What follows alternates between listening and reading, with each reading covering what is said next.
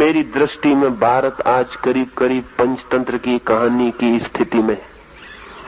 एक तरफ लंगड़े बूढ़े हैं जिनके पास आंखें हैं, दूर तक देखने का अनुभव है।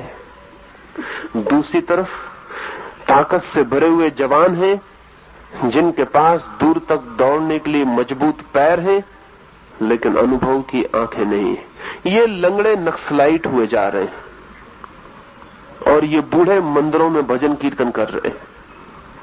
इन दोनों के बीच कोई कोऑपरेशन नहीं, इन दोनों के बीच कॉन्फ्लिक्ट, इन दोनों के बीच विरोध, इन दोनों के बीच संघर्ष, इन दोनों के बीच ऐसा संबंध है जैसा दुश्मनों के बीच होता है, मित्रों के बीच नहीं।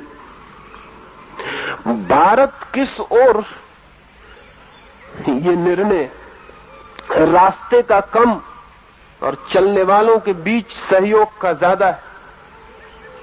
और अगर जवान और बूढ़े, नई और पुरानी पीढ़ी के बीच एक सहयोग हो सके तो बहुत कठिन नहीं है कि हम तय कर लें कि किस ओर।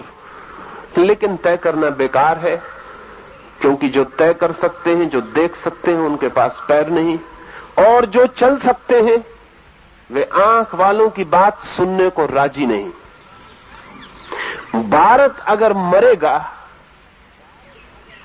तो चीन के हमले से शायद बच भी जाए, पाकिस्तान से उसे कोई बड़ा खतरा नहीं।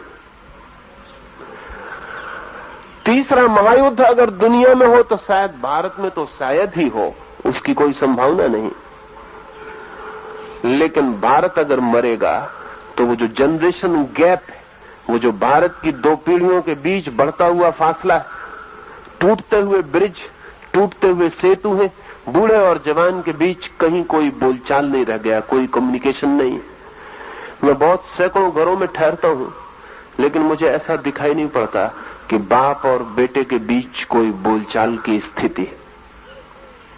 ऐसा नहीं कि वे नहीं बोलते, जरूर बोलते हैं, लेकिन बोलने में और बोलचाल में बहुत फर्क है। बाप जरूर बोलता है बेटे से जब उसे कोई उपदेश देना होता है, और ध्यान रहे दिए गए उपदेश कभी भी नहीं लिए जाते। और ये भी ध्यान रहे कि दिए गए उपदेश मन में बड़ा क्रोध पैदा करते हैं। इसलिए बाप उपदेश देता रहता है, बेटा कान बंद करके सुनता रहता है। बेटे भी बाप से कभी मिलते हैं जब उनकी जेब खाली होती है और बाप के जेब पर हाथ रखना होता है, लेकिन जिसकी भी जेब पे आप हाथ रखते हैं उससे बातचीत नहीं हो पाती, उससे बहुत मुश्किल हो जाता। ऐसे बाप बेटे घर में बच के निकलते हैं।